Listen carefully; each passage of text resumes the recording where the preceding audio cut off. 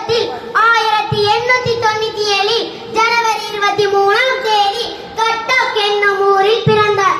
செல்வ செழிப்பான குடும்பத்தில் பிறந்தவராயினும் அடிமையை கண்டு பொங்கும் போராட்ட குணத்தையே அவர் பெற்றிருந்தார்.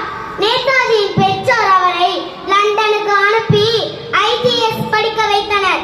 ஆனால் ஆங்கிலேயருக்கு மண்டியிட்டு செய்யக்கூடிய வேலையை என்னால் செய்ய முடியாது என்று சீரிய நேதாஜி அந்த வேலையை தூக்கி வீசி சுதந்திர போராட்டத்தில் தன் காலடியை பதித்தார்.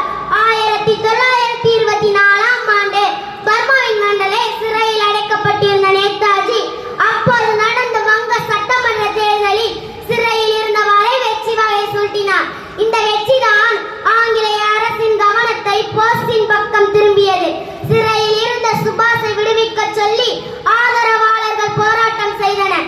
சுபாஷ் மன்னிப்பு கேட்க வேண்டும் அல்லது 3 ஆண்டுகள் இந்தியாவில் இருக்கக்கூடாது என்று நிபந்தனைகளோடு அவரை விடுதலை செய்ய முடிவு செய்தது பிரிட்டிஷ் அரசு. மன்னிப்பு கேட்ட நான் கோழை அல்ல, என்னை என் நாட்டுக்குள் வரக்கூடாது என்று சொல்ல இவர்கள் யார் என்று சொல்லி விடுதலையாக மறுத்துவிட்டார் சுபாஷ். இன்று பள்ளிகள் முதல் போர் முனைகள் வரை ஒவ்வொருவரும் சொல்லி வரும் ஜெய் ஹிந்த் சுலோகத்தை முதல் பயன்படுத்தியவர் யார் தெரியுமா? நமது நேதாஜி சுபாஷ் சந்திர போஸ் தான். நேதாஜியின் விடுதலை போராட்ட வரலாற்றில் தமிழ்நாட்டுக்கான தொடர்பு முக்கியமானது. அவரது இந்திய தேசிய ராணுவத்தில் லட்சுமி அம்மையார் படைத்தளபதியாக இருந்தார். அவர் சுதந்திரம் என்பதே கொடுக்கப்படுவதல்ல, எடுக்கப்படுவது என்று முழக்கமிட்டார். மேலும் போஸ் தம் படைத்தளபதியிடம், வீரர்களே, நீங்கள் அனைவரும் என்றாவது ஒரு நாள் வீடு திரும்புவீர்கள்.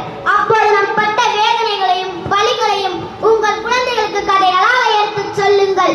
எதிர்காலத்தில் என்றாவது ஒரு நாள் நம் தேசத்தில் சொல்கின்ற போது இந்த கதைகள் அவர்களுக்கு நம்பிக்கையையும் வீரத்தையும் கற்றுத்தரும் என்று கூறி சுதந்திரத்திற்காக பாடுபட்ட இவர் 1945 ஆகஸ்ட் 18ஆம் தேதி தன் இன்னுயிரை நீத்தார். இந்த